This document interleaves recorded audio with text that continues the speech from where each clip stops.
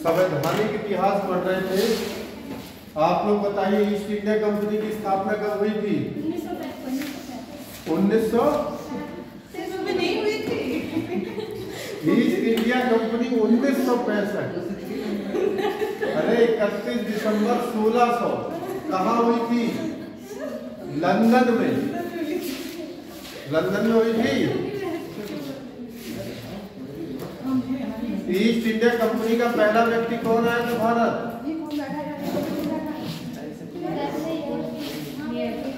अरे बात नहीं।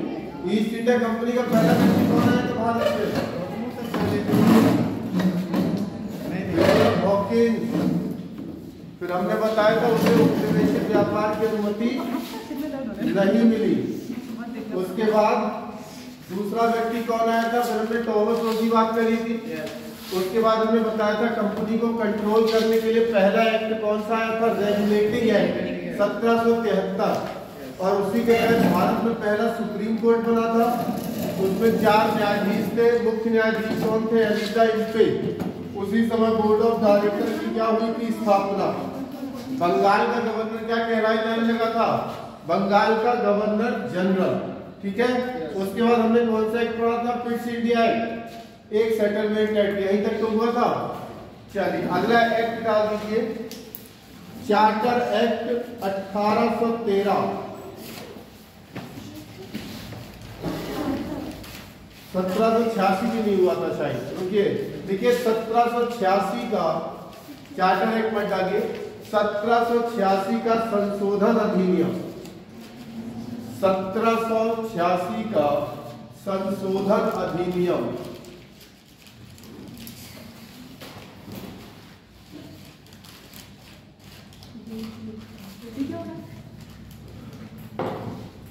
लिखिए गवर्नर जनरल को 2-3 चीजें लिखनी है। गवर्नर जनरल को विशेष परिस्थितियों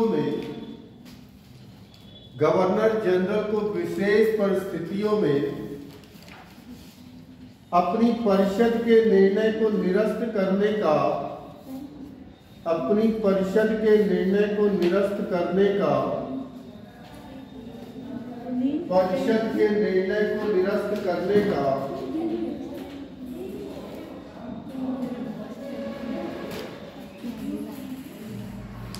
अधिकार था।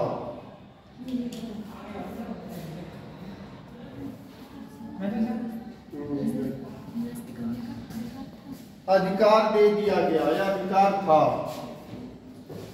देखिए अपना निर्णय लागू भी कर सकता था। वह अपना निर्णय लागू भी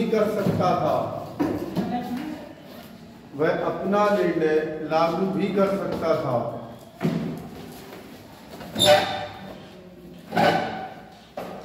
ठीक है। अगली लाइन से गवर्नर जनरल को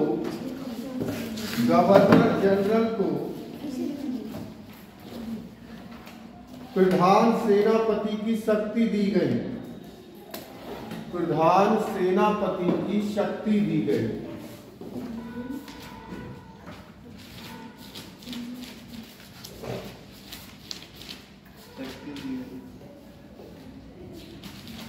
ठीक है। चलिए इतना खास नहीं था। अगला बहुत खास है, डालिए चार्टर एक्ट।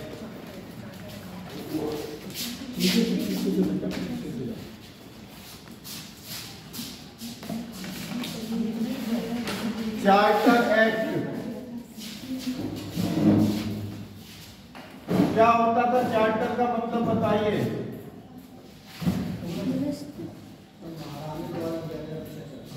चार्टर का मतलब है राजनीति। जाहिर सी बात है जो ब्रिटिश क्राउन महारानी या महाराजा पहने होंगे वो अपना एक नियम कानून भेजेंगे, उन्हीं को चार्टर। तो चार्टर का मतलब क्या हो गया? राजनीति। ठीक है। राजनीति नहीं है, राजनीति। ठीक है। अब ये खास क्यों था पहले सुनो, उसके बाद हम खुद दिखा देंगे। अभी तक भारत में आपको पता है एक ही कंपनी व्यापार कर सकती थी। कौन सी थी? East India company.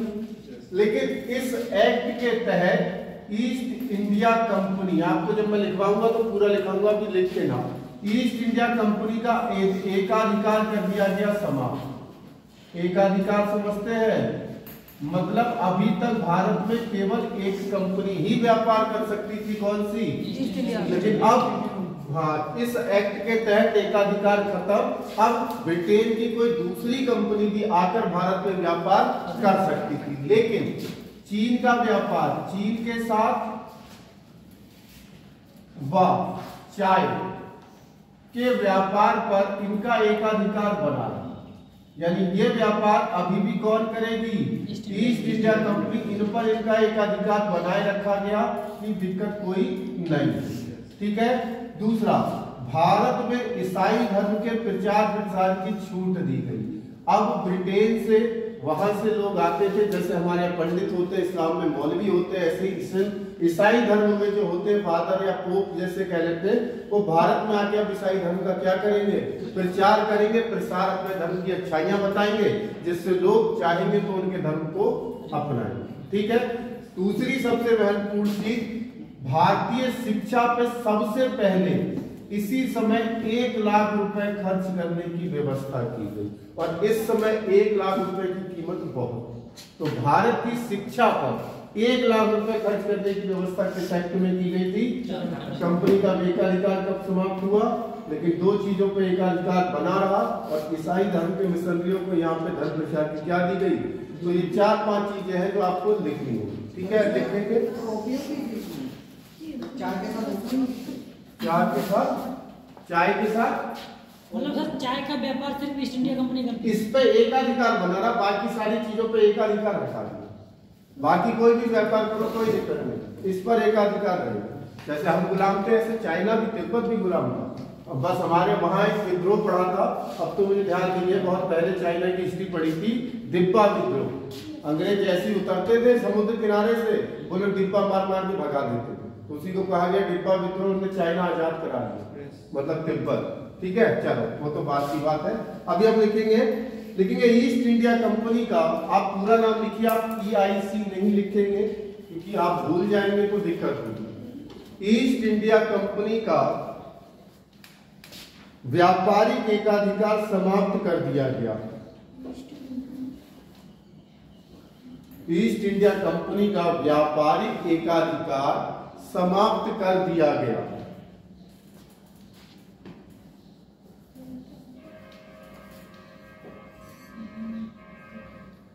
अब अन्य कंपनियां भी भारत में आकर, अन्य कंपनियां भी भारत के साथ व्यापार कर सकती थी।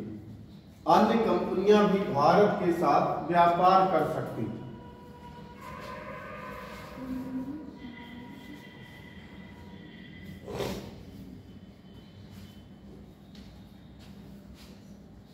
ठीक है, अगला लिखेंगे, अगली ऐसे लिखेंगे, चीन के साथ व चाय के व्यापार पर, चीन के साथ व चाय के व्यापार पर, चीन के साथ व चाय के व्यापार पर कंपनी का एकाधिकार बना रहा, या ईस्ट इंडिया कंपनी का एकाधिकार बना रहा। ईस्ट इंडिया कंपनी का एकाधिकार बना रहा।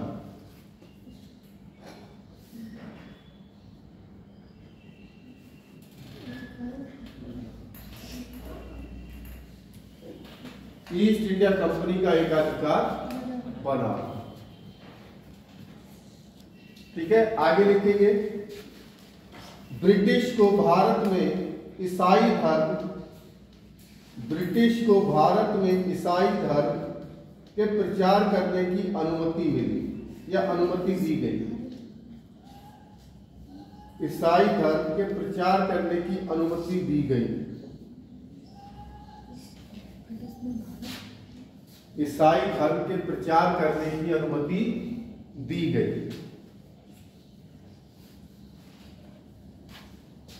ठीक है,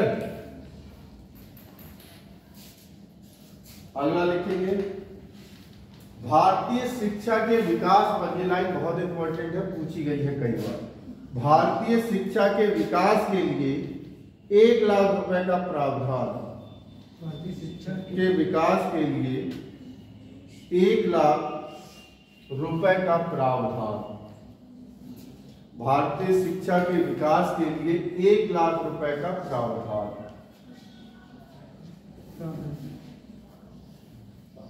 मतलब सर 1 लाख रुपए मतलब अंग्रेज देते हैं। बजट एक तरह से बजट ही है।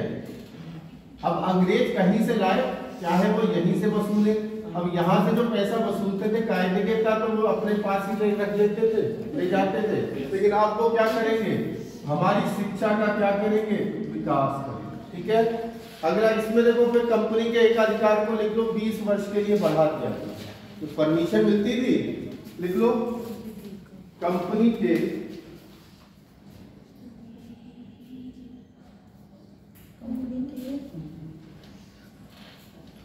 कितने वर्ष के लिए बढ़ा दिया गया, 20 वर्ष के लिए बढ़ा दिया। कंपनी के क्या बोला था,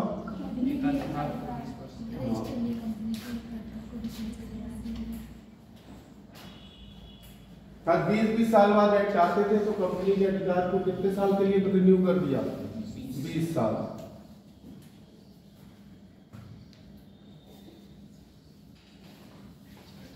तो भाई अब कब आएगा, 1813 में आया, 20 साल बाद कब आएगा, दादी के चार्टर एक्ट 1833। ये थोड़ा सा लेंथी टॉपिक है, इसमें लिखने का काम ज्यादा है। जब ये पूरा टॉपिक कराएंगे तो एक पूरा चार्ट बना देंगे, जिससे आपको आसानी से समझ में आ जाए, जिसमें मेन चीज हो। ठीक है। अभी पूरी चार्टर एक्ट 20 साल बाद आएगा, तो 1813 और 20 साल जोड़ो, कितने होंगे, 33 ही तो होंगे। गणित कमजोर है, बता देना।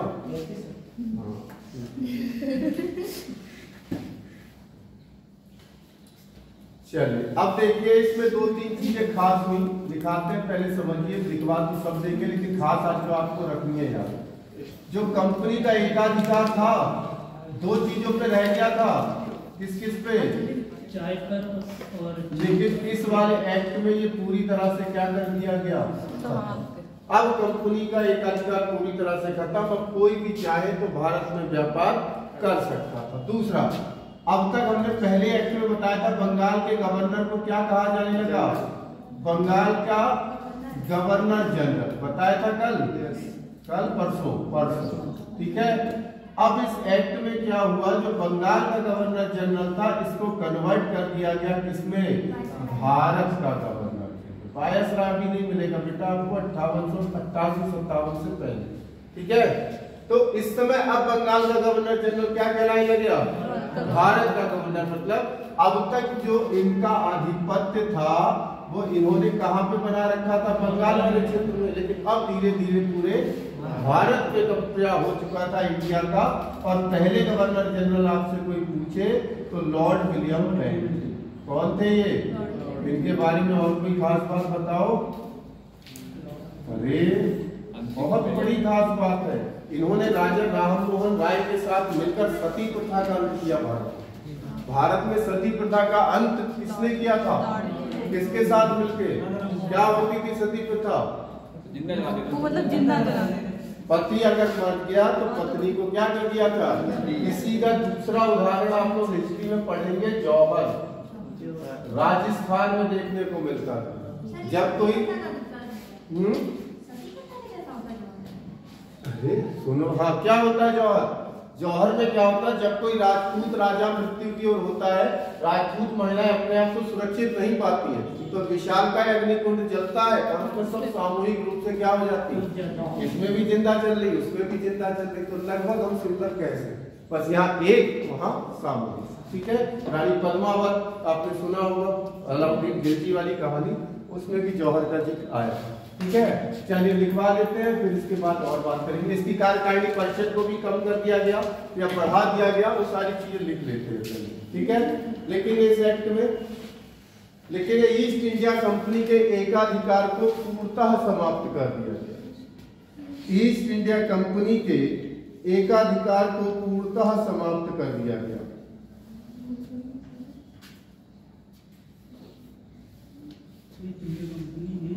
एकाधिकार को पूर्णतः या व्यापारिक एकाधिकार को पूर्णतः समाप्त कर दिया गया। व्यापारिक एकाधिकार को पूर्णतः समाप्त कर दिया गया। ठीक है। अगला देखिए, बंगाल के गवर्नर जनरल को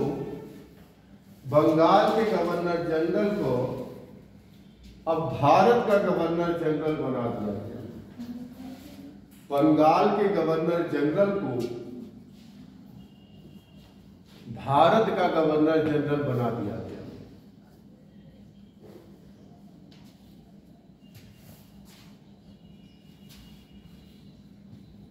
ठीक है, देख लीजिए, भारत के प्रथम governor general Lord William Bentinck.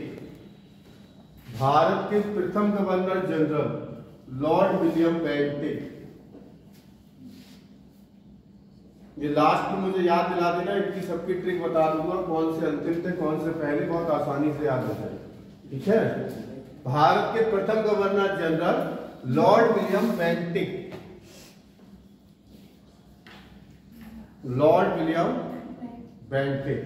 उल्टा पूछ ले, बंगाल के अंतिम गवर्नर जनरल तो भी कौन थे? भैया वही हटके तो आगे क्या बन गए? तो ये लास्ट में बता देंगे एक साथ, जिससे याद रह जाए। ठीक है, जो पहला है वो अंतिम भी रहा। ठीक है, आगे लिखेंगे अब भारत के गवर्नर जनरल को असीम विधायी शक्तियां दी गई। अब भारत के गवर्नर जनरल को असीम विधायी शक्तियां दी गई। विधायी मतलब विधायिका वाली, विधायी शक्तियां दी गई।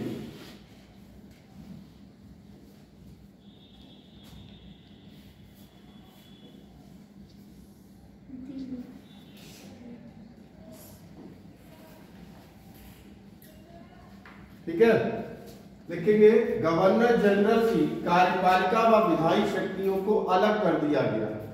गवर्नर जनरल की विधायी शक्तियों व कार्यपालिका शक्तियों को अलग कर दिया गया।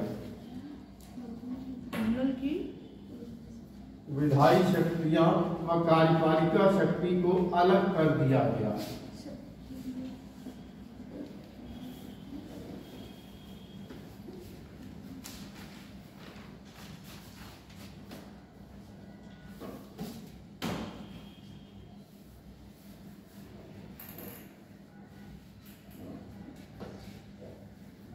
ठीक है, देखो, भारत के गवर्नर जनरल जो थे हमारे, गवर्नर जनरल की सहायता के लिए 4 सदस्य रखे गए। कितने सदस्य रखे गए? 4। ठीक है, इसमें एक जो होता था, जो एक सदस्य होता था, ये कानून विशेषज्ञ होता था। कानून विशेषज्ञ, लॉ एक्सपर्ट कहते हैं। ठीक है, ये कौन थे हमारे? Lord Macaulay. सुना होगा नाम इनका, लॉर्ड मैकाले। ठीक है, लिख लीजिए, फिर इनके काम बता देते हैं।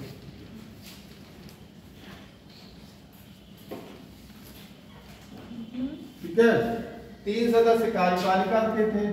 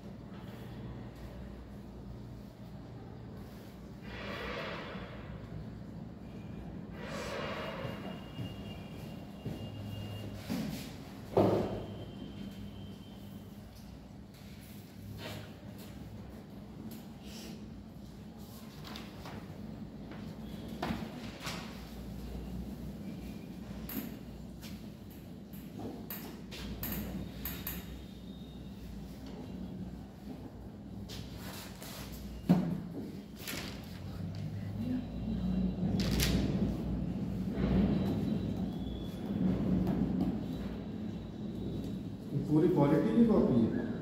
कौन सी? नहीं सर। इतना कहाँ हो गया होगा? हो जाता है सारी चीजें लिखते थे। हाँ सर, हो तो गया, एक कॉपी भर गई है।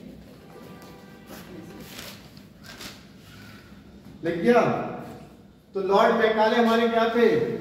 अब गवर्नर जनरल एक सदस्य यानी लॉर्ड मैकाले साहब विधायिका, यानी विधायिका का मतलब क्या था? कानून बनाने वाले, और कानून लागू करने वाले क्या कहलाते हैं? ठीक है, लिख लीजिए।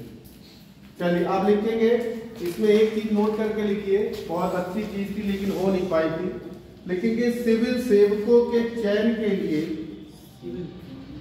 सिविल सेवकों के चयन के लिए, सिविल सेवक होते हैं आप, सिविल सेवकों के चयन के लिए खुली प्रतियोगिता का आयोजन शुरू करने का प्रयास किया। सिविल सेवकों के चयन के लिए खुली प्रतियोगिता परीक्षा शुरू करने का प्रयास किया, किंतु बाद में कोर्ट ऑफ डायरेक्टर ने समाप्त कर दिया। कोर्ट ऑफ डायरेक्टर ने समाप्त कर दिया। कोर्ट ऑफ डायरेक्टर ने समाप्त कर दिया।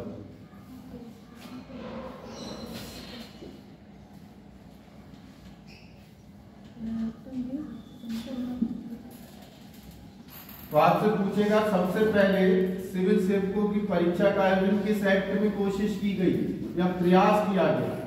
तो 1833। ठीक है, बस प्रयास हुआ था, हुई नहीं। इसमें फिर लिखिए कंपनी के कार्य को कितने वर्षों के लिए? 20 वर्षों के लिए बढ़ा दिया। फिर से कितने साल के लिए एक्सटेंड कर देंगे? 20 साल।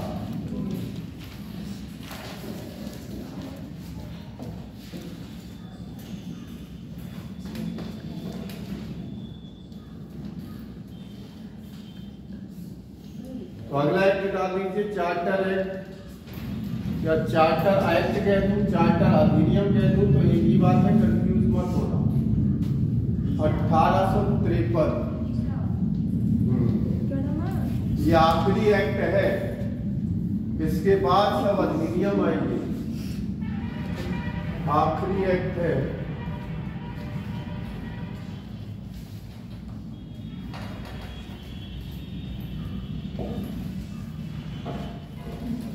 ठीक है,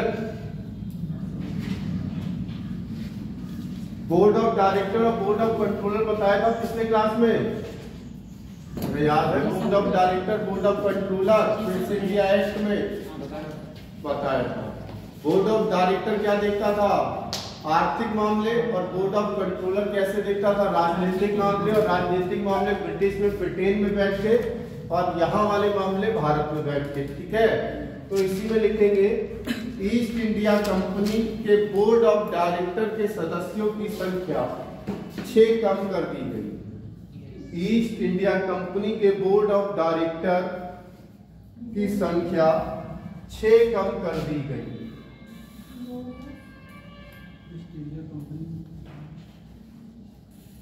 छह कम कर दी गई।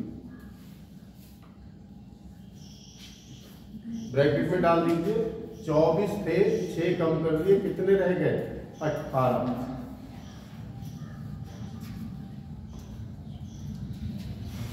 ऐसे करके ब्रैकेट में लिख दीजिए, 24 सदस्य थे, 6 कम हो गए, कितने रह गए? 18। देखिए 18 सदस्यों में से 6 सदस्य ब्रिटिश क्राउन नियुक्त करता था। 18 सदस्यों में से 6 सदस्य ब्रिटिश क्राउन नियुक्त करता था।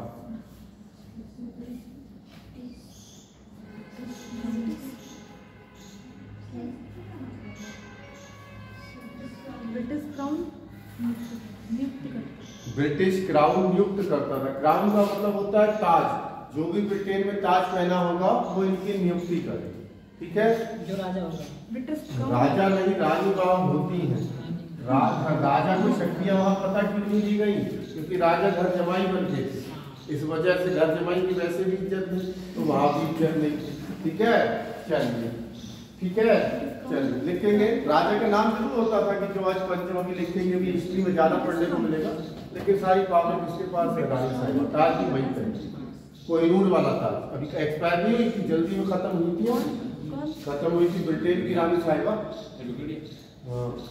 विक्टोरिया उपाधि होती थी, जैसे एलिजाबेथ प्रथम, एलिजाबेथ दूसरी उपाधियां हैं, नाम थोड़ी हो जाएगी। ठीक है, विक्टोरिया अब आएगी 1857 में, विक्टोरिया ही आने वाली है, तुम्हारी ख्वाहिश अभी पूरी होगी। ठीक है, आगे लिखिए क्या लिखा था?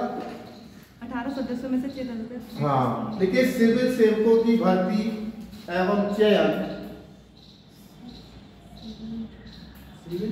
सिविल सेवकों की भर्ती एवं चयन के लिए खुली प्रतियोगिता परीक्षा, ये तो हो गया। अरे लिखो तो, खुली प्रतियोगिता परीक्षा का शुभारंभ किया गया। वहां केवल प्रयास था, यहाँ स्टार्ट कर दिए। सिविल सेवकों की भर्ती एवं चयन हेतु खुली प्रतियोगिता व्यवस्था का शुभारंभ किया गया। शुभारंभ किया गया। इसके लिए 1854 में, इसके लिए 1854 में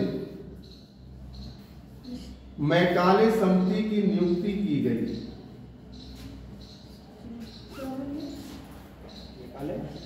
मैकाले समिति की नियुक्ति की गई।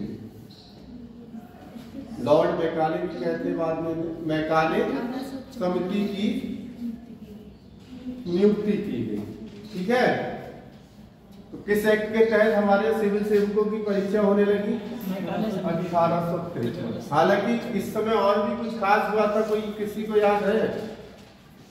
कुछ और कुछ खास हुआ 1853 में, बहुत बड़ा खास है, इतना खास जिसका आप आज एहसान, मतलब आज भी हम एहसान मंद हैं उस चीज के अंग्रेजों। कुछ ऐसा अंग्रेज हमको देके गए, अरे मतलब कि छोड़ो, 14 अप्रैल 1853 में पहली ट्रेन मुंबई से भाड़े। क्या अच्छी बात, तो ये पता ये पढ़ा करो तो जोड़ लिया करो सारी चीजों को एक साथ। डलहौजी का शासनकाल था, इसलिए भारतीय रेलवे का जनक डलहौजी को ही कहते हैं आज भी। डाक सेवा भी उन्हीं ने शुरू की थी। ट्रेन आज भी देखो आप कितनी सस्ती है नहीं सस्ती है? ठीक है, चलो लिखेंगे आगे। आगे लिखेंगे गवर्नर जनरल की कार्यकारी परिषद का विस्तार किया गया। कार्यकारी परिषद का विस्तार किया गया।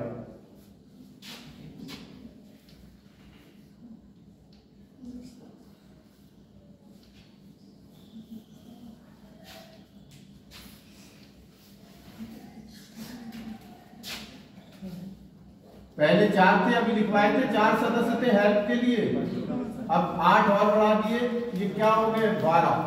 और ये विधान परिषद है, जैसे आज आप वर्तमान की संसद देखते हो, वर्तमान की संसद की तरह काम करती थी। लिख लीजिए, इससे याद रहेगा।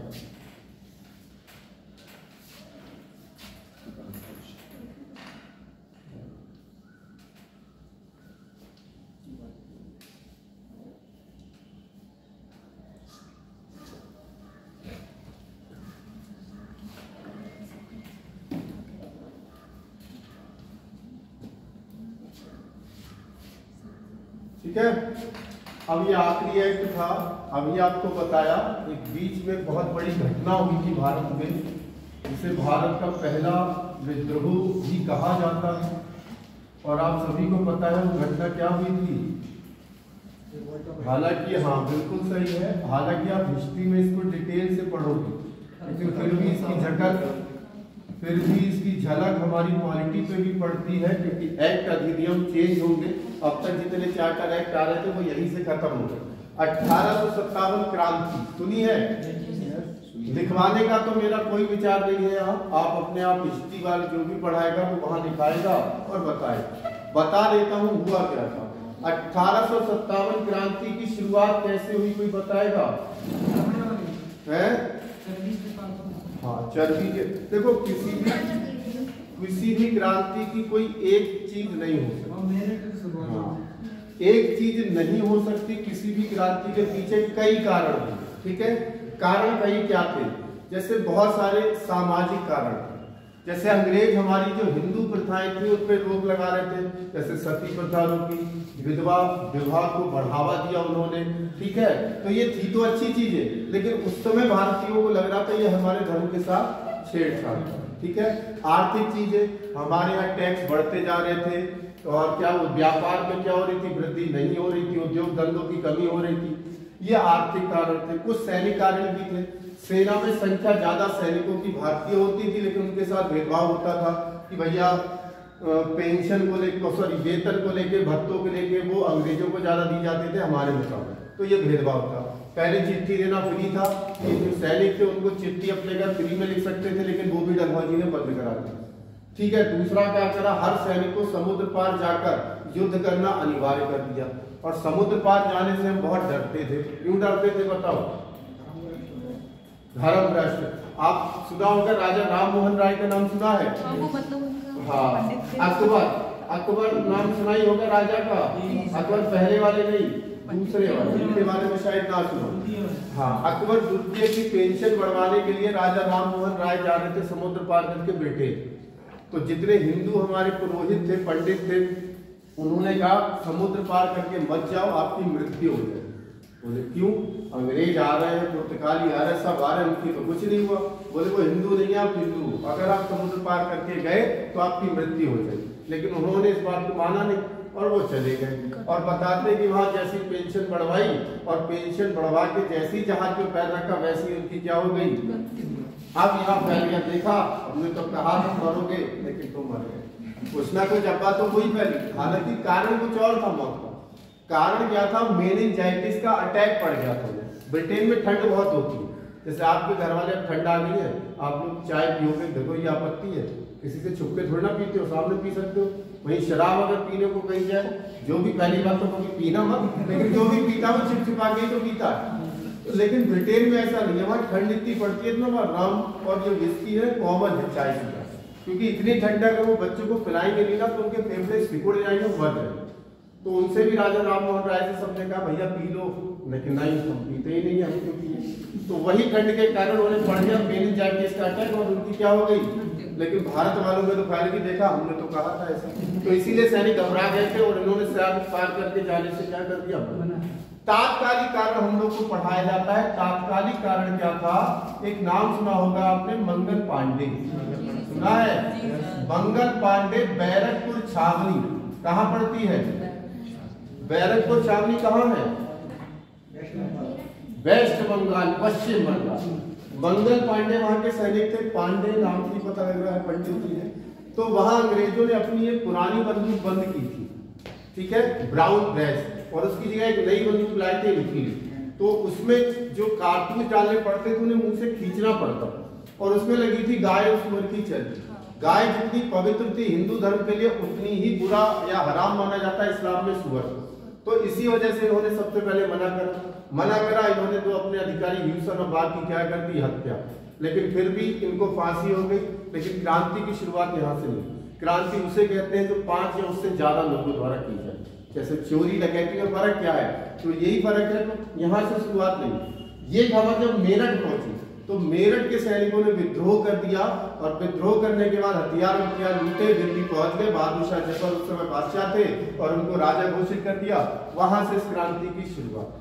हालांकि अंग्रेजों ने इस क्रांति को बहुत आसानी से दबा दिया, क्योंकि ज्यादा विस्तारित नहीं थी, उत्तर भारत में ही विस्तार था, बहुत आसानी से दबा दिया अंग्रेजों। लेकिन अंग्रेजी हुकूमत में उथल पुथल मच गई थी कि जो ईस्ट इंडिया कंपनी अभी तक भारत में शासन कर रही थी, जो अभी तक हम पढ़ रहे थे, अब वो भारत को संभाल नहीं पा रही थी। रानी साहिबा को समझ में आ गया। तो जैसे ही ये क्रांति खत्म हुई, इसके बाद अब एक्ट नहीं आए, अब सीधे आए अधिनियम। अब ईस्ट इंडिया कंपनी को खत्म कर दिया गया। Board of director, board of controller, जितनी चीजें थी ईस्ट इंडिया कंपनी की, वो सब खत्म। अब भारत में राज करेंगे सीधे कौन? ब्रिटिश क्राउन, यानी सीधे अब अंग्रेजों के द्वारा भारत में क्या होगा? और इसी वजह से अब आएंगे भारत शासन अधिनियम। भारत में शासन करने के जो सीधे ब्रिटेन से बनेंगे और भारत। अगली बात समझ में? तो समझ गया क्रांति की शुरुआत कैसे हुई, क्यों हुई, तो आप लिखोगे जो हिस्ट्री पढ़ोगे तब। ठीक है, तो हम लोग यहां से देखते हैं। अब डालिए 1858 का भारत शासन अधिनियम।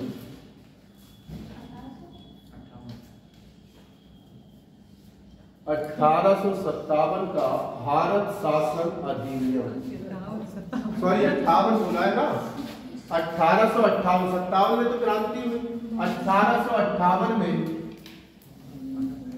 भारत शासन। लिखो क्या क्या समाप्त हुआ, फटाफट लिख डालो।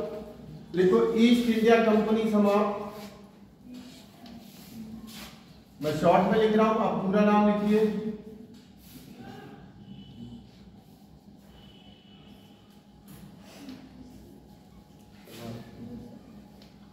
पूरा नाम लिखना। हिंदी में क्या बताए थे, निदेशक मंडल और नियंत्रक मंडल। इंग्लिश में board of director, board of controller. मैंने पिछली क्लास में लिखवाए थे सब पूरे पूरे नाम।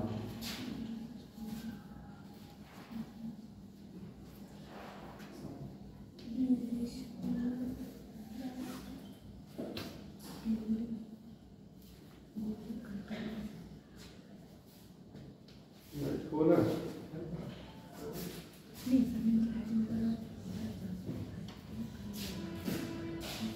देख लिए, निदेशक मंडल और नियंत्रक मंडल।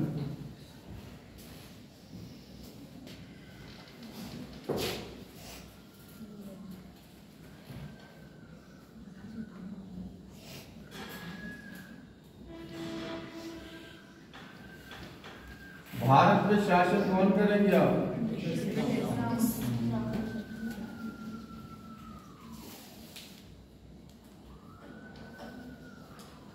कहीं का आगे खुली नहीं।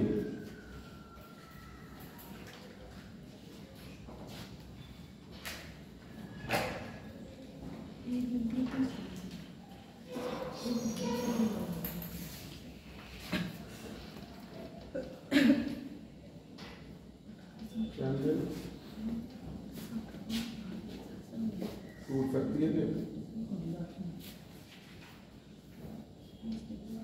मैंने देखा ये ट्रेन इतना लंबा, तो स्पीड नहीं कम हो जाएगी लिखने की। वैसे में यही सबके पास है।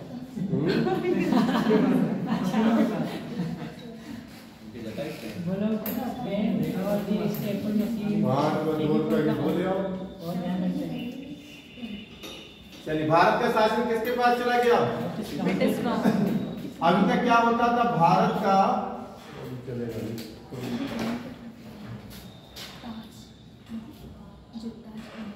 भारत काला है, नीला क्यों चल गया? इसमें डाल दिया। भारत का जो गवर्नर जनरल था, अब वो बेटा कहलाने लगा वायसराय। ठीक है, कौन कहलाएगा? और प्रथम वायसराय कौन थे? बिल्कुल सही है, लॉर्ड कैनिंग। और उल्टा पूछ लिया अगर, भारत के अंतिम गवर्नर जनरल कौन थे? वो लास्ट में हम आपको ट्रिक भी बता देंगे, तरीका भी बता देंगे। लिख लीजिए। और एक नया पद होना, गवर्नर जनरल को एक वायसराय, और दूसरा पद कौन सा होना? सचिव, ब्रिटिश सचिव। और ये कौन बने थे? Charles Wood.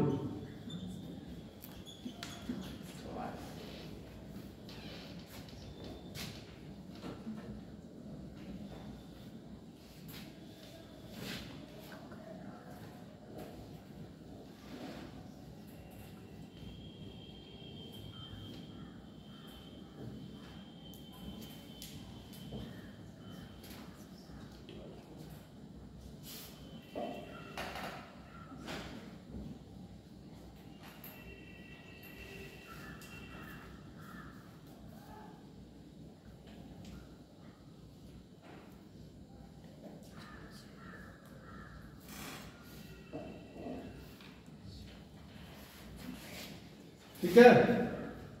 और ये जो चार्ल्स वुड थे, ये सीधे ब्रिटेन संसद के सदस्य होते थे, ब्रिटिश संसद का सदस्य। तो ये जवाबदेही किसको होगा? हाँ, इसकी सहायता के लिए रखे गए थे 15 सदस्य। इसकी सहायता के लिए कितने रखे गए थे? तुम लोगों पे जीएससी कोई किताब है? कौन सी है? लूसेंट वाली। उसमें आज जाना, इतनी मेहनत करना, देखना कोई ऐसा टॉपिक तो नहीं बच रहा है जो बच रहा, मतलब पढ़ाना, ठीक है? जितने टॉपिक अभी तक हमने शुरू से लेके कोई ऐसा टॉपिक हो, मेनली आज ही खत्म हो जाएगा ठीक है? नहीं तो जो चीजें छूटी हुई है वो मुझे तो करानी है। समितियां मेरी छूटी हुई है, मुझे याद है। मौलिक अधिकारों से संबंधित केस करवाने हैं, फिर मैं आपको कराऊंगा कुछ और चीजें इंपॉर्टेंट। तो ये क्राउन क्या, ये बता दीजिए। क्राउन ताज, मतलब अरे ताज भी राजा पहनता, रानी पहनती है। उसी को बोलते हैं क्राउन। हाँ, क्राउन इंग्लिश में नाम है, इंग्लिश में ताज को क्राउन बोलते हैं।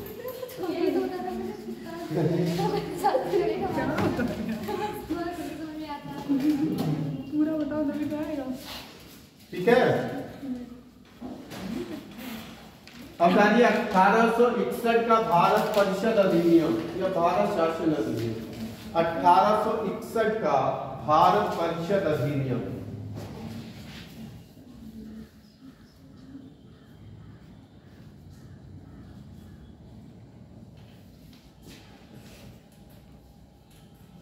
भारत परिषद, इसमें भी लिख लीजिए वायसराय थे लॉर्ड कैनिंग, वायसराय थे लॉर्ड कैनिंग।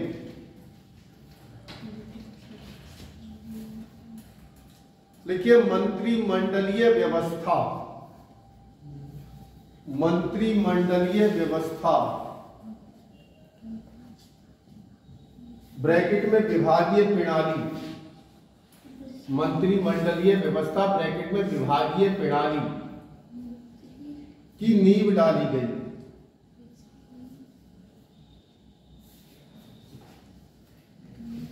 विभागीय प्रणाली की नींव डाली गई। मंत्रिमंडलीय व्यवस्था ब्रैकेट में विभागीय प्रणाली की नींव, इसका श्रेय लॉर्ड कैनिंग को जाता है, इसका श्रेय लॉर्ड कैनिंग को जाता है, इसका श्रेय लॉर्ड कैनिंग को जाता है, लॉर्ड कैनिंग को जाता है। तो भारत में अगर आपसे पूछे विभागीय व्यवस्था की शुरुआत किसने करी, तो लॉर्ड कैनिंग। विभाग समझते हो, गृह मंत्रालय, रेल मंत्रालय, रक्षा मंत्रालय, तो लिखो उस समय 6 मंत्रालय थे, 6 मंत्रालय थे। नंबर 1 गृह मंत्रालय,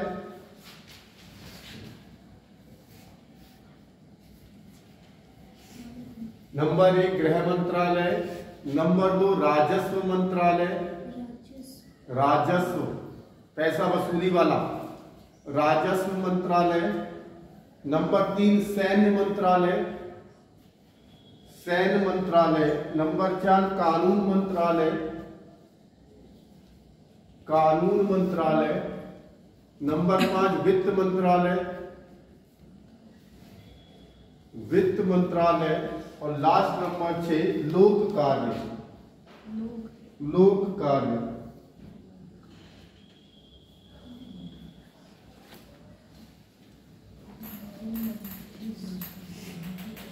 देखिए कार्यकारी परिषद में अगली लाइन से लिखेंगे, कार्यकारी परिषद में, कार्यकारी परिषद में अधिकतम 12 और न्यूनतम 6, अधिकतम 12 और न्यूनतम 6 अतिरिक्त सदस्यों की व्यवस्था कर, अतिरिक्त सदस्यों की व्यवस्था कर, अधिकतम 12 न्यूनतम 6 अतिरिक्त सदस्यों की व्यवस्था कर उसका विस्तार किया गया, उसका विस्तार किया गया।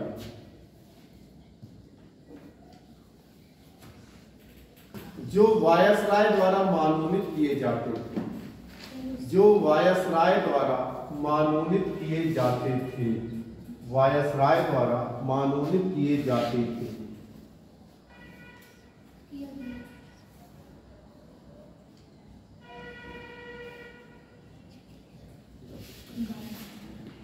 नोट करके लिखो, कार्यकारी परिषद, विधान परिषद, कार्यकारी परिषद डैश करके विधान परिषद, कार्यकारी परिषद डैश करके विधान परिषद, डैश करके लिखना सामने, मतलब जो कार्यकारी परिषद थी इसका मतलब है विधान परिषद। विधान परिषद क्या होती है बताओ? राज्य में जो होते हैं ना विधानसभा विधान परिषद क्या है? देखो अभी हम लोग संवैधानिक इतिहास पढ़ रहे हैं, तो वो वाली विधान परिषद से तुलना मत करो जो हम पढ़ी। आजादी क्या डेट दे देते हैं, 26 जनवरी 1950 संविधान लागू हुआ।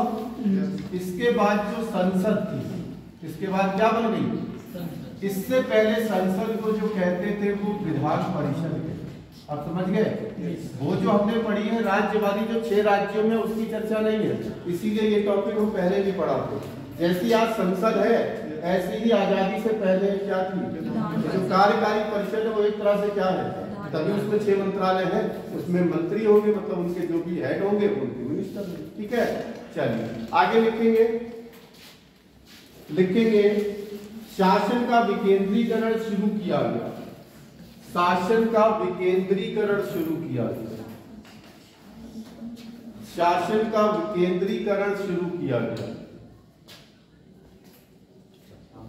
अब ये क्या है भला विकेंद्रीकरण बताएं? एक होता है केंद्रीकरण और एक होता है केंद्रीकरण का मतलब इकट्ठा करना, और विकेंद्रीकरण का मतलब जैसे हमने बताया था पंचायती राज का, वो पंचायती राज के समय बलवंत राय मेहता सिंह, उन्होंने क्या करा था? लोकतंत्र विकेंद्रीकरण। तो इसमें विकेंद्रीकरण का मतलब क्या था? एक ही विधान परिषद तो थी पूरी ऑल ओवर इंडिया में, इन्होंने अलग अलग के लिए फिर अलग अलग विधान परिषद की भी व्यवस्था कर दी। ठीक है, चलिए लिखेंगे इसी में क्या लिखा? हाँ लिखेंगे बंगाल ब्रैकेट में 1862, बंगाल ब्रैकेट में 1862, कॉमा पंजाब 1897, पंजाब 1897 और उत्तर पश्चिम सीमा प्रांत, और उत्तर पश्चिम सीमा प्रांत ब्रैकेट में 1866, उत्तर पश्चिम सीमा प्रांत, उत्तर पश्चिम सीमा प्रांत ब्रैकेट में 1866 में विधान परिषदों का गठन हुआ। 66 में विधान परिषद का गठन हुआ। अगली लाइन से लिखेंगे गठन हुआ। उत्तर पश्चिम प्रांत कौन सा हुआ? उत्तर पश्चिम कौन सा हुआ? उत्तर पश्चिम पश्चिम तो इधर वाला सर, ये वाला। हाँ ये पंजाब हिमाचल प्रदेश।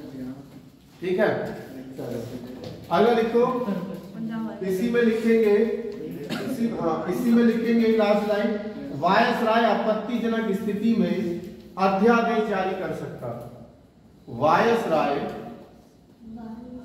आपत्तिजनक स्थिति में आपातकाल के समय अध्यादेश जारी कर सकता था,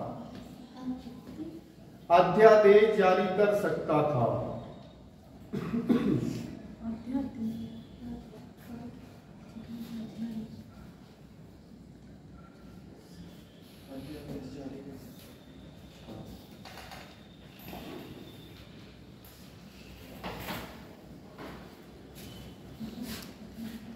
ठीक है, अध्यादेश जानते हैं क्या होता है बताओ? राष्ट्रपति जारी करता है कौन से आर्टिकल के तहत, और राज्यपाल करता है कौन से आर्टिकल के तहत। वोटेज तुम्हारा कल टेस्ट हो जाता तो क्या होता बताओ? राष्ट्र अध्यादेश होता क्या? चलो ये बताओ। जब संसद का सत्र ना शुरू हो तब अस्थायी कानून राष्ट्रपति लाता है। कितने दिन के अंदर पास कराना होता है? मैं ऑप्शन दे दूं? जी सर, जी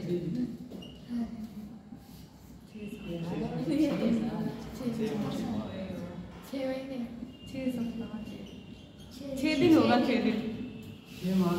6 माह के अंदर। सब 6 माह। नहीं सर, ये वाले कितने लोग हैं? कोई नहीं है, सरकारी बदल जाएगी। ये नहीं 1 2 3 4, ज्यादातर यही लग रहा है। ये वाले कितने? कुछ ऐसे भी तो होंगे, छोड़ के आएंगे, स्किप कर दिया, माइनस मार्क। कौन सा सही है? गलत है। 6 सप्ते ज्यादा दिन के अंदर लिखवाया था, लिखा हुआ सब है आपके पास। 6 माह पता क्यों रहता है? नॉर्मली कोई भी पद भरने के लिए हमें कितना टाइम मिलता है, लेकिन ये अध्यादेश है, इसके लिए कितना समय रहेगा? ठीक है। राष्ट्रपति जारी करता था 1 2 3 में, राष्ट्रपति किसमें जारी करता है? और राज्यपाल 2 1 3 में। बस 1 2 इधर चेंज कर दे, ये राष्ट्रपति अध्यादेश है। और क्या हुआ था 1861 में? खास आप मुझे बताओ जो आपने पढ़ लिया है। मैं वही चीज पूछता हूँ जो आपने पढ़ ली है, कोई नई चीज नहीं, क्योंकि आप में से कई लोग ऐसे हैं जो पहली बार तैयारी कर रहे हैं। और बताओ इस एक्ट में क्या हुआ था? हिंट दे दूं कुछ? न्यायपालिका से संबंधित कुछ हुआ था? कोशिश करो, न्यायपालिका से संबंधित कुछ था, बड़ा अच्छा था। इलाहाबाद हाई कोर्ट की 1866 में। इसी एक्ट के तहत भारत में सबसे पहले हाई कोर्ट बनाए गए थे 3।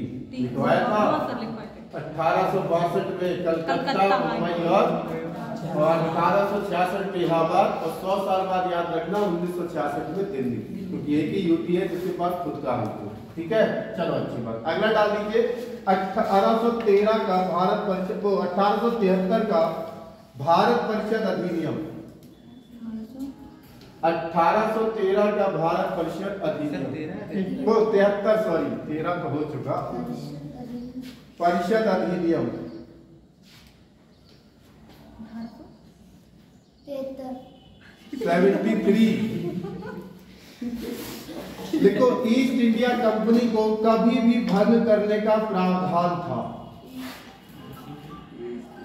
ईस्ट इंडिया कंपनी को कभी भी भंग करने का प्रावधान था, कभी भी भंग करने का प्रावधान था। अब कुछ लोग कहेंगे सर ईस्ट इंडिया कंपनी तो खत्म कर दी। ईस्ट इंडिया कंपनी के शासन को खत्म करा था, व्यापार को नहीं। ठीक है, हमने उसके शासन को खत्म कर दिया था। शासन किसे दे दिया था? रानी साहब। व्यापार को करने दो विचारों को, तो व्यापार के लिए बंद करने की बात कही। ठीक है, कंफ्यूज मत होना। लिखना जनवरी 1884 को, जनवरी 1884 को औपचारिक रूप से ईस्ट इंडिया कंपनी भंग कर दी गई। जनवरी 1884 को औपचारिक रूप से ईस्ट इंडिया कंपनी भंग कर दी गई।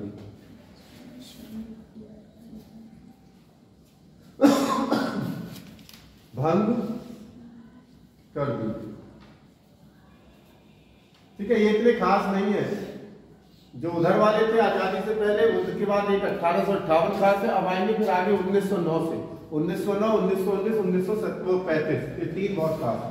ठीक है, अब डालिए राज्य उपाधि अधिनियम 1876। लिखवा सब दे रहा हूं, राज्य उपाधि अधिनियम 1876।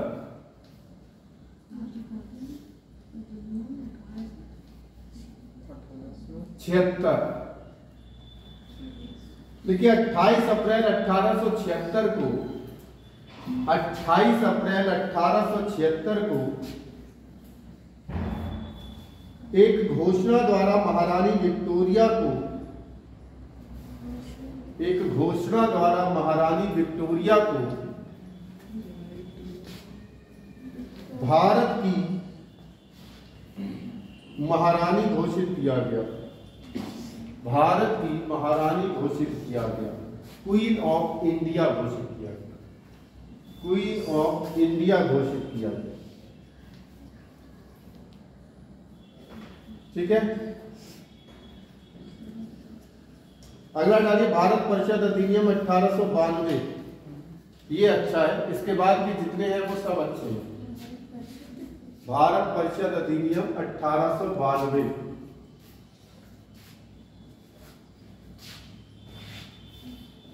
लिखिए केंद्रीय और विधान परिषदों की, केंद्रीय और प्रांतीय, सॉरी केंद्रीय और प्रांतीय विधान परिषदों की संख्या बढ़ाई गई।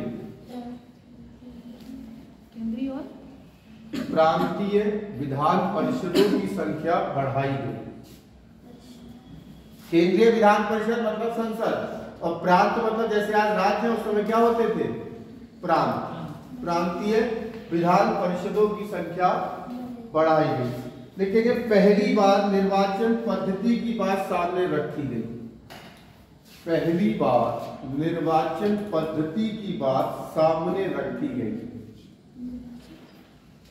वोट डालने की बात पहली बार सामने आई में रखी गई। देखिए विधान परिषद के कार्यों में वृद्धि कर, विधान परिषद के कार्यों में वृद्धि कर विधान परिषदों के कार्यों में वृद्धि कर उन्हें बजट पर बहस करने, उन्हें बजट पर बहस करने और कार्यपालिका के प्रश्नों का उत्तर देने के लिए अधिकृत किया गया। और कार्यपालिका के प्रश्नों का उत्तर देने के लिए अधिकृत किया गया। कार्यपालिका की प्रश्न पूछने के लिए अधिकृत किया गया। लेकिन लिख लीजिए, फिर समझा देता हूं। लेकिन प्रश्न पूछने के लिए अधिकृत किया गया, लेकिन उन्हें मतदान और पूरक प्रश्न पूछने का अधिकार नहीं था।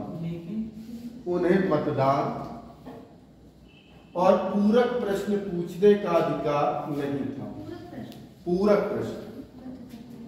पूरक प्रश्न पूछने का अधिकार नहीं था।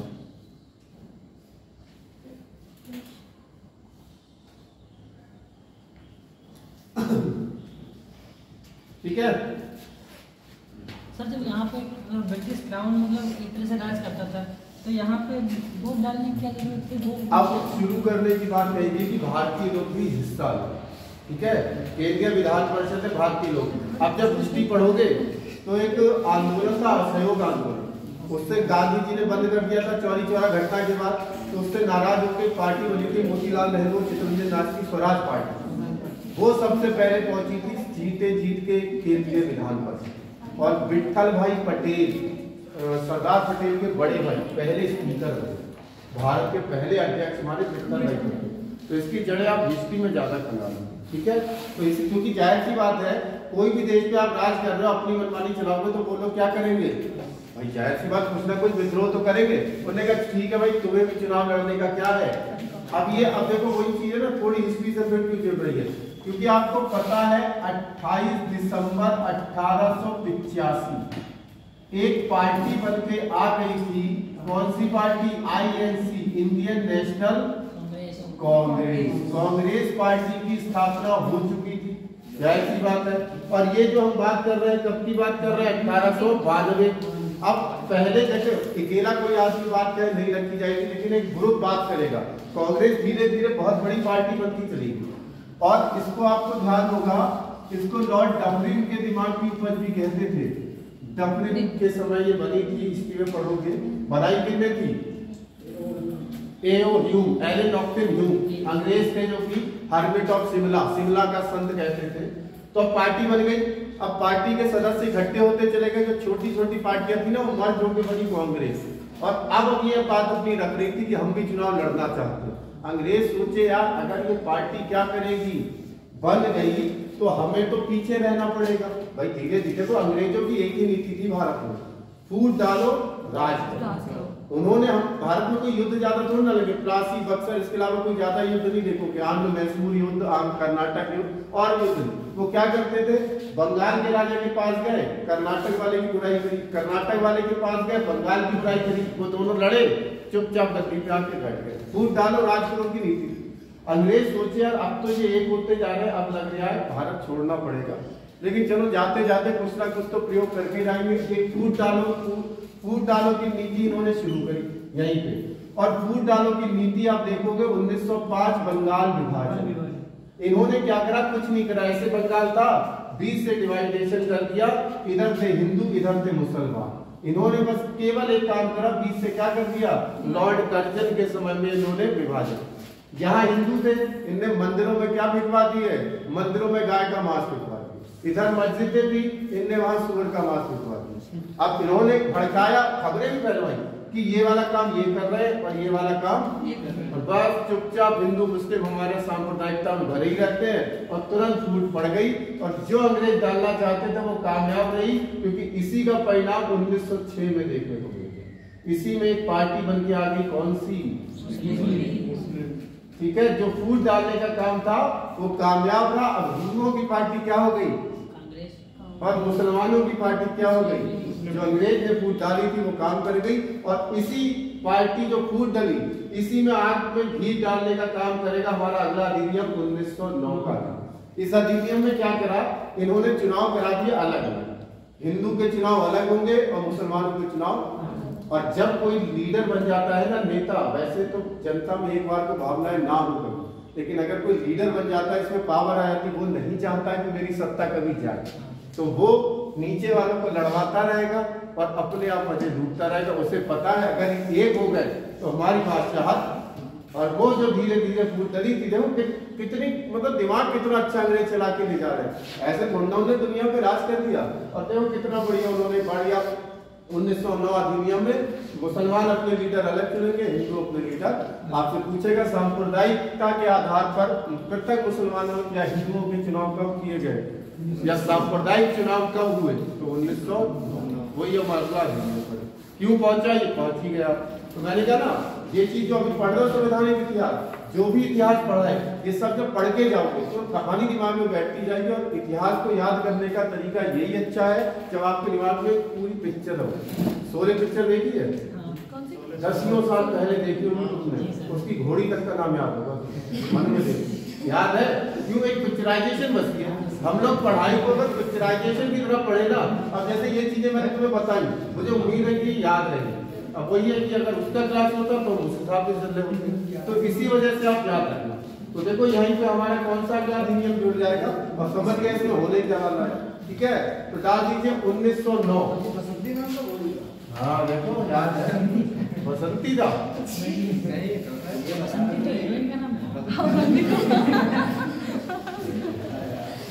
क्या था पता सबको। इसी अधिनियम का दूसरा नाम क्या है, मार्ले मिंटो सुधार अधिनियम। क्यों कहा गया, ये नाम क्यों दिया, कोई बताएगा? कुछ नहीं है, ये इस समय क्या थे, ब्रिटेन के सचिव थे और ये वायसराय, तो इन्हीं के नाम पे पड़ गया। मार्ले क्या थे, सचिव, और मिंटो क्या थे, तभी नाम पड़ गया मार्ले मिंटो सुधार अधिनियम।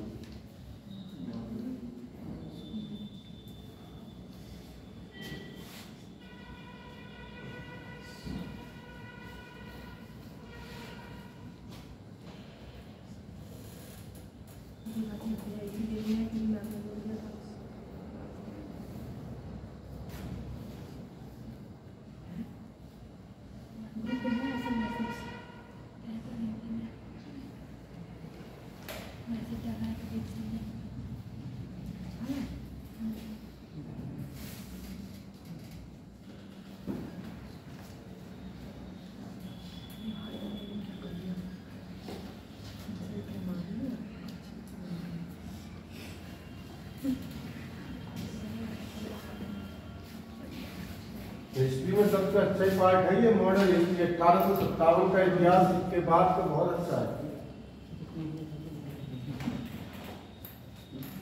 आज पढ़ के देखना, किताब में सस्त्री रहना डाल के कोई टॉपिक आपके दिमाग में आ जाए तो रह रहा, ठीक है, मुझे बता देना।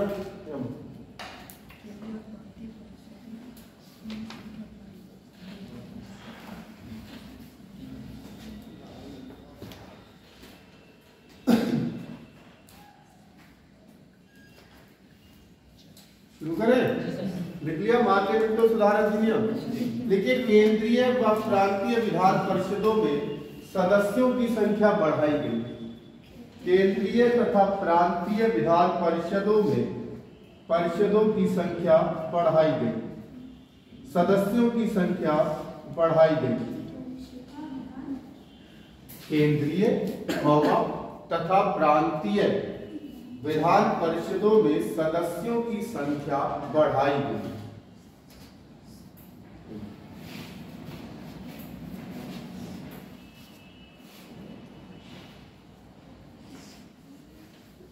देखिए मुसलमानों के लिए पृथक निर्वाचन मंडल की व्यवस्था, अगली लाइन से लिखेंगे मुसलमानों के लिए पृथक निर्वाचन मंडल की व्यवस्था।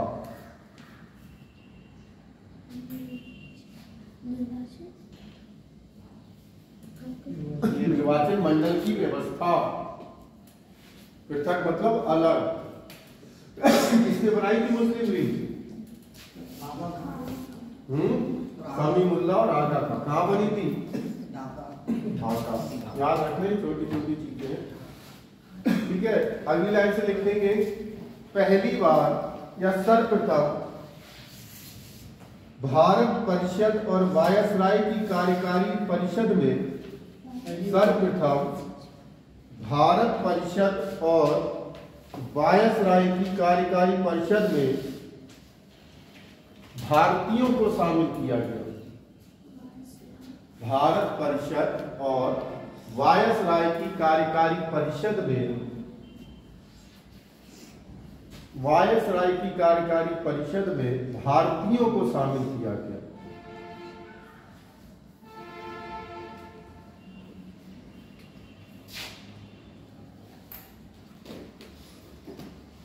दो भारतीय थे, नाम लिख लीजिए।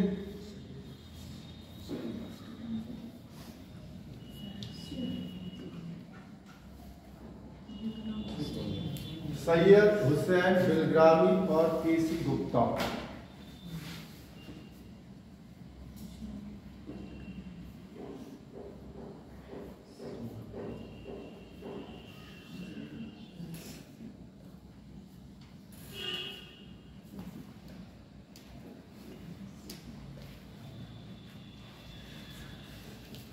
ठीक है, सैयद हुसैन बिलग्रामी और कहाँ नियुक्त किए गए? ब्रैकेट में लिखिए इंग्लैंड में नियुक्त किए। आपको से भारत में नहीं, इंग्लैंड में, इंग्लैंड में नियुक्त किए गए।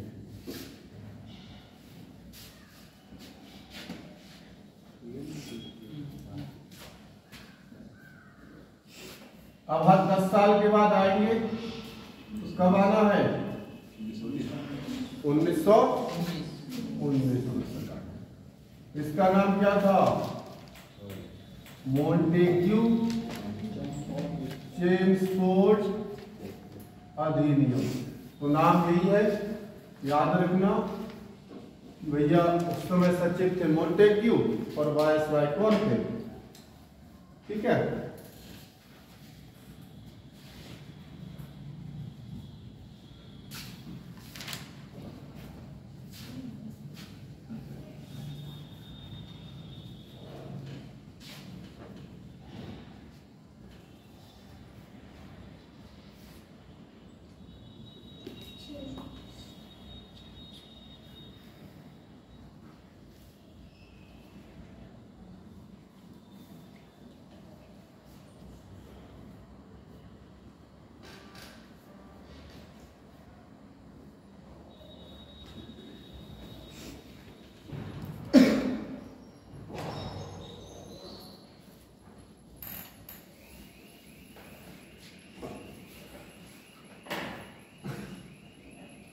शुरू करें। देखिए प्रांतों में द्वैध शासन की शुरुआत की गई। प्रांतों में द्वैध शासन की शुरुआत की गई। प्रांतों में द्वैध शासन की शुरुआत की गई।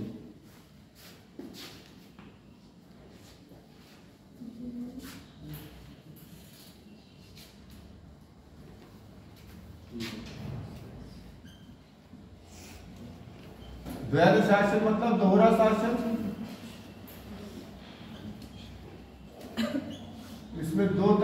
बोलते थे हस्तांतरित विषय और एक आरक्षित विषय।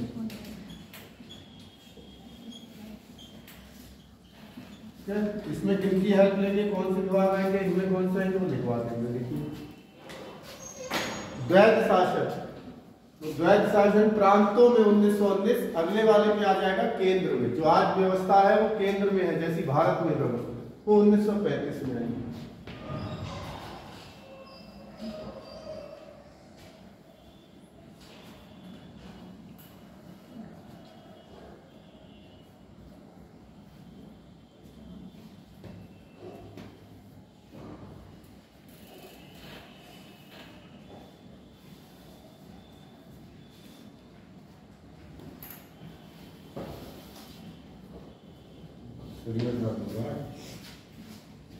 छुट्टी हो यार, यूनिवर्सिटी बुलवाया गया, छुट्टी ले ली थी ना। रात में तो आया हूँ 3 बजे तो लौटा हूँ मैं, आज छुट्टी थी तो संडे ही मिलेगी, 2 दिन में हो जाएगी सारे लोग।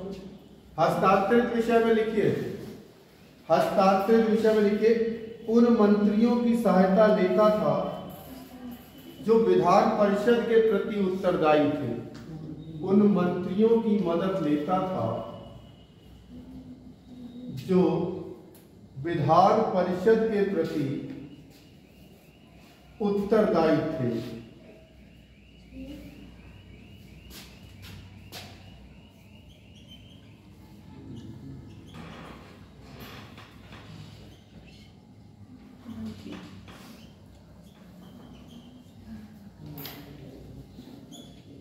3 विषय लिख लीजिए, हेल्थ, एग्रीकल्चर और एजुकेशन, स्वास्थ्य, शिक्षा एवं कृषि। ये लिख दिए हैं, बोर्ड पे आप देख लीजिए।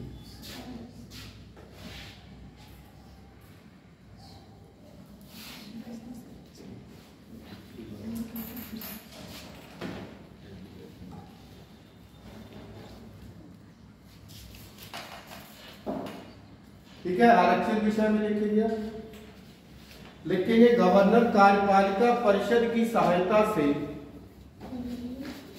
इसमें लिखेंगे आरक्षित विषय में गवर्नर कार्यपालिका परिषद की सहायता से शासन करता था।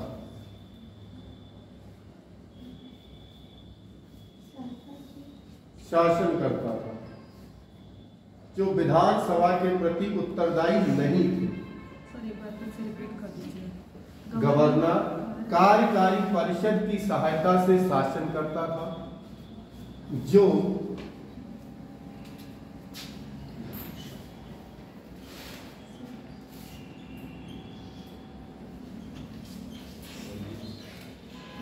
विधान परिषद के प्रति उत्तरदायी नहीं थे।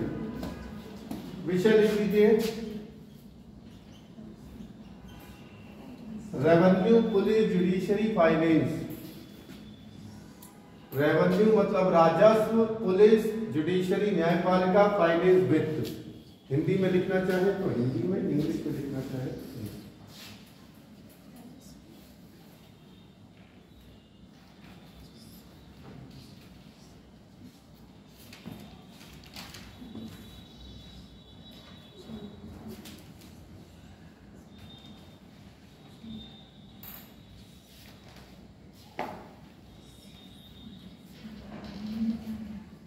ठीक है। लिखेंगे केंद्र में द्विसदनीय, हाँ बिल्कुल अलग से, केंद्र में द्विसदनीय विधान परिषद।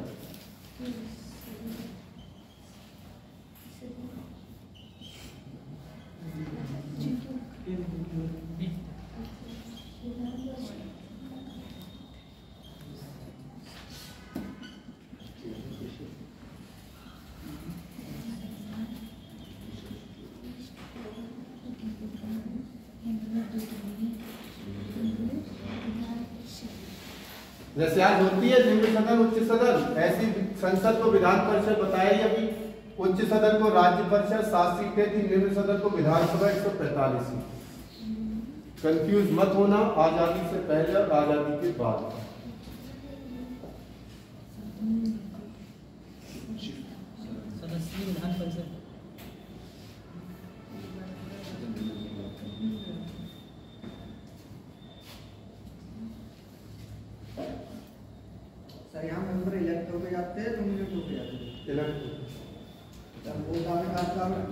वो जब आएगा इसमें आगे लिखवाएंगे उसी समय अभी लिखवा रहे पृथक मुसलमान का अलग हो गया, इन्होंने सिख ईसाई था तो सभी को, सिख ईसाई महिलाएं को इसमें दिया गया। उस प्रावधान में आएगा शायद, देखा आए तो कुछ पढ़ा नहीं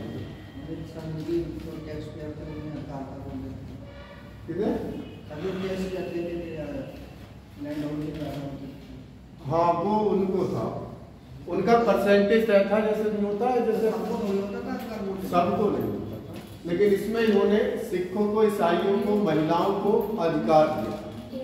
जो पृथक निर्वाचन मंडल था तक उसका विस्तार कर दिया इसमें, मुसलमान का अलग, इन्होंने सिख, ईसाई और एंग्लो इंडियन और महिलाओं को अधिकार दे दिया इसमें।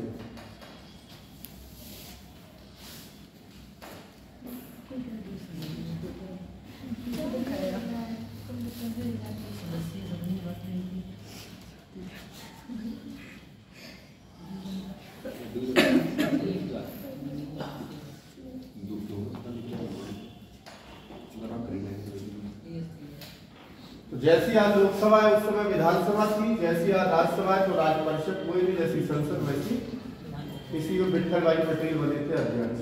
ठीक है, वो हिस्ट्री में पढ़ेंगे आप। लिखेंगे आगे, सांप्रदायिकता का विस्तार कर, सांप्रदायिकता ब्रैकेट में जान सकते हो पृथक निर्वाचन मंडल, सांप्रदायिकता ब्रैकेट में पृथक निर्वाचन मंडल, सांप्रदायिकता ब्रैकेट में पृथक निर्वाचन मंडल का विस्तार कर दिया गया, का विस्तार कर दिया गया।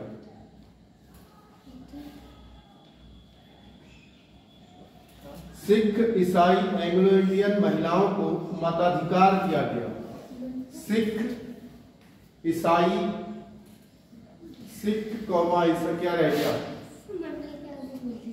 सांप्रदायिक पृथक निर्वाचन मंडल का विस्तार किया गया, विस्तार किया गया। सिख, ईसाई, एंग्लो इंडियन, सिख, ईसाई, एंग्लो इंडियन तथा महिलाओं को मताधिकार दिया गया, महिलाओं को मताधिकार दिया गया।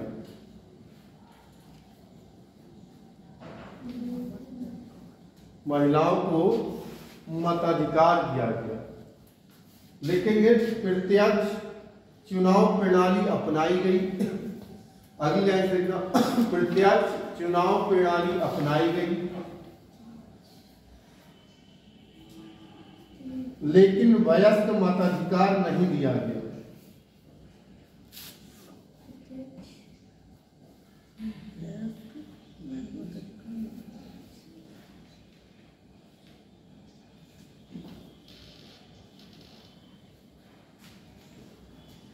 लेकिन वयस्क मताधिकार नहीं दिया गया। अगली लाइन से लिखेंगे, केंद्रीय बजट को राज्यों के बजट से अलग किया गया, केंद्रीय बजट को राज्यों के बजट से अलग किया गया।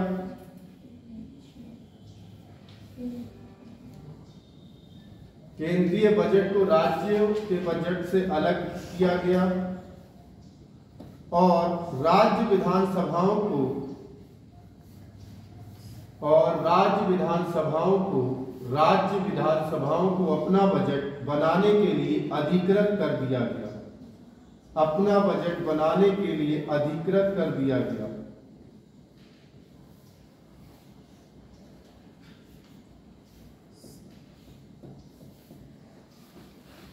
ठीक है,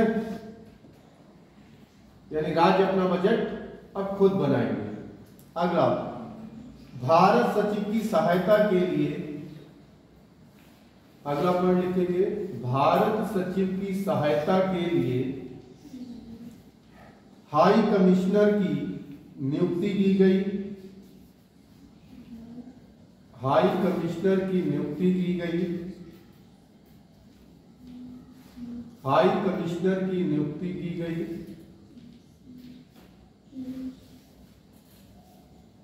एक वैधानिक आयोग का गठन किया गया,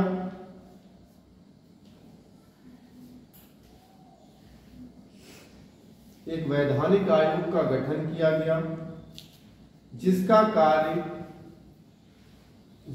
कार्य 10 वर्ष के बाद, जिसका कार्य 10 वर्ष के बाद 10 वर्ष के बाद जांच करने के बाद अपनी रिपोर्ट प्रस्तुत करना।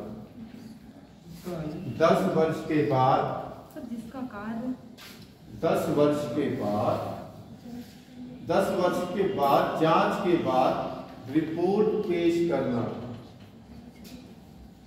जांच के बाद रिपोर्ट पेश करना।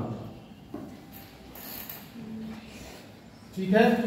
इन्होंने कहा अब इस अधिनियम के हर 10 साल बाद एक क्या आएगा, आयोग आएगा जिसका एक अध्यक्ष होगा और कुछ सदस्य होंगे और वो भारत की एक रिपोर्ट बना के ले जाएगा अपने देश संसद में, और संसद में रिपोर्ट के आधार पर नए कानून आएंगे। ठीक है। देखो 1909 में आया, 10 साल बाद कब आ गया, अब कब आना चाहिए, लेकिन आएगा कब, जब 10 साल पूरे होंगे। उससे 10 साल पूरे होने से पहले एक आयोग आएगा भारत में, आयोग आएगा और भारत में घूमेगा और अपनी ये क्या तैयार करेगा, और वो जाके देगा ब्रिटिश संसद को, और ब्रिटिश संसद उस रिपोर्ट के आधार पे अगले कानून बनाएगी, नया एक्ट आएगा या नए अधिनियम आएंगे और वही भारत में आके क्या होंगे, लागू होंगे। तो जाहिर सी बात है 1919 के बाद कब आना था, 1929 में आएगा 10 साल बाद। तो उसकी जांच के लिए जो अगला 1929 में आना था, तो उससे ठीक 1 साल पहले 1928 में जांच के लिए कमीशन, एक आयोग आया था जिसको आप सभी जानते होंगे, साइमन कमीशन। याद है, साइमन कमीशन आया। ठीक, साइमन कमीशन जब आया तो सबसे पहले गांधी जी ने इसका स्वागत किया और कहा वेलकम साइमन कमीशन। ठीक है, और आपका स्वागत है। साइमन कमीशन में मात्र 7 लोग थे और सबके सब अंग्रेज। तो गांधी जी ने कहा देखो आप इतने कम लोगों को, भारत है इतना बड़ा, कहाँ रिपोर्ट बना पाओगे, आप ऐसा करो हम भारतीयों को शामिल करो और भारतीय शामिल हो जाएंगे तो आपको रिपोर्ट बनाने में आसानी होगी। दूसरा, आप भारत में जैसे मैं रहता हूँ, जैसे मैं पीलीभीत शहर का हूँ तो मुझे पता है कहाँ क्या दिक्कत है, तो ऐसे हम बता सकते हैं, आप क्या कर सकते हो, आराम से रिपोर्ट बनाओ। साइमन कमीशन ने बात मानने से क्या कर दिया, मना। और जैसे ही मना करा, गांधी जी ने विरोध करा, go Simon back, Simon commission वापस जाओ, तो क्या लगने लगे, ना, मतलब वो रिपोर्ट नहीं बना पाए। ठीक, एक बार लौट गया, दोबारा आया तो दोबारा ये पहुंचा कहाँ, पंजाब, और पंजाब में विरोध कर रहे थे कौन, हमारे पढ़ा हुआ लाला लाजपत राय। और विरोध करते समय पुलिस अधिकारी था सैंडर्स, उसने लाठी चार्ज करवा दी और लाला लाजपत राय के सिर पे बहुत सारी लाठियां लगी, जिससे वो घायल हुए और 17 दिन के बाद उनकी क्या हो गई, मृत्यु। और वो भी सुना होगा आपने, उन्होंने कहा था मेरे सिर पे लगने वाली एक एक लाठी अंग्रेजी ताबूत की कील साबित, ये उनके आखिरी शब्द थे। और लाला खत्म हो गए, बाद में फिर भगत सिंह ने गोली मार दी सैंडर्स को, तो वो कहानी इतिहास की है। ठीक, तो साइमन कमीशन को मिला के अपनी रिपोर्ट नहीं बना पाए। अब जब रिपोर्ट नहीं बनाया तो भाई किस आधार पर नया कानून लाए, तो जब हिस्ट्री पढ़ोगे तो हिस्ट्री में 3 गोलमेज सम्मेलन होंगे, सुने हैं, राउंड टेबल कॉन्फ्रेंस लंदन में होती थी।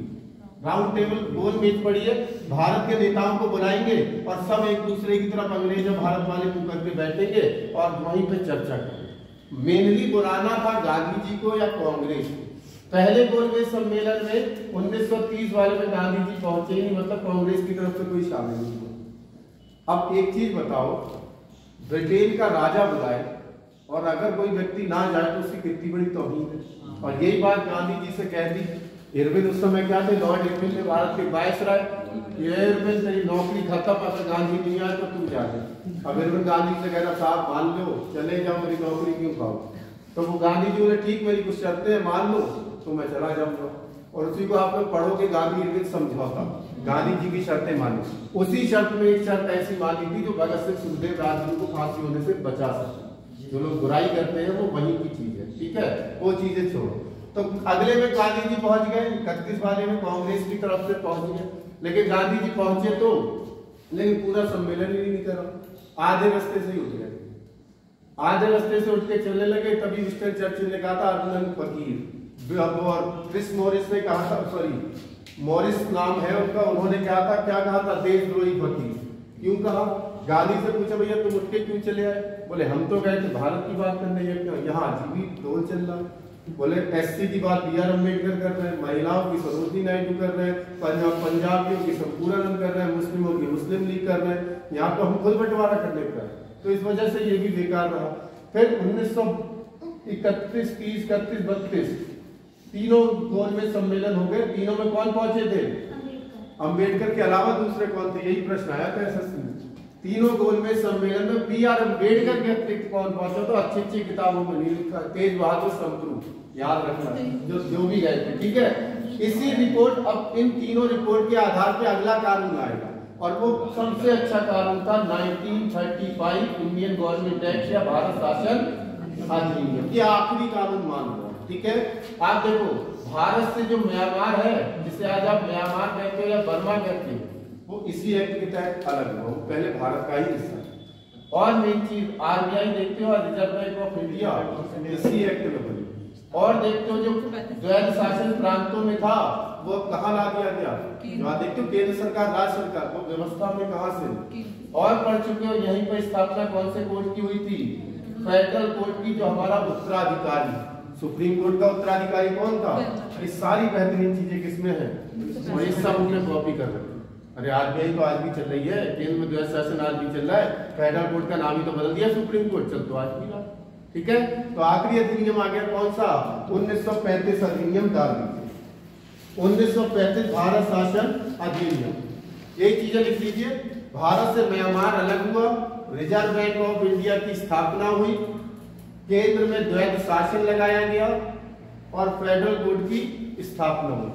फोटो क्लिक कर लो एक लगा के,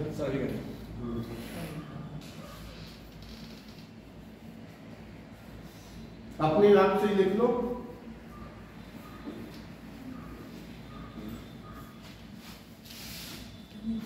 भारत से म्यांमार या बर्मा अलग हुआ, पृथक किया गया, पहले भारत का ही हिस्सा था। ऐसा कौन सा मुगल बादशाह था जो म्यांमार में मरा? बहादुर शाह जफर, आखिरी वाला। देखो, रिजर्व बैंक ऑफ इंडिया की स्थापना हुई,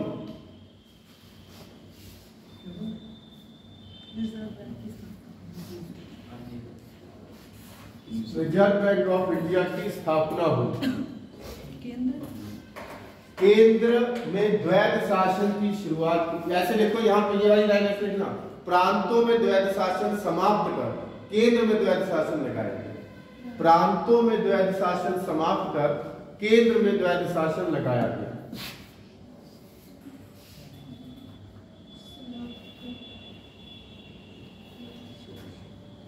केंद्र में द्वैध शासन लगाया।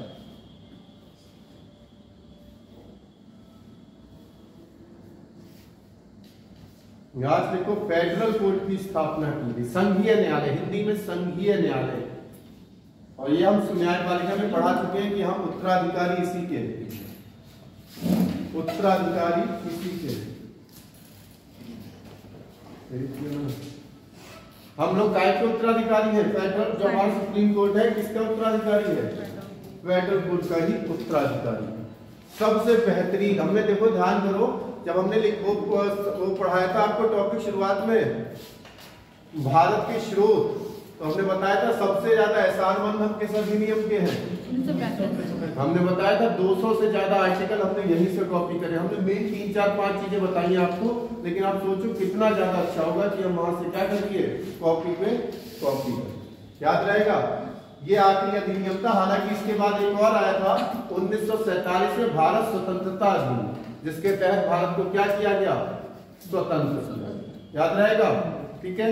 बाकी इसमें कुछ आरक्षित विषय थे, कुछ हस्तांतरित विषय थे, वो मैं आपको अभी ग्रुप पर भेज दूंगा, आप आराम से नोट कर लीजिए, ठीक है। हुआ समय इसमें देखो, टॉपिक तो कंप्लीट हो गया।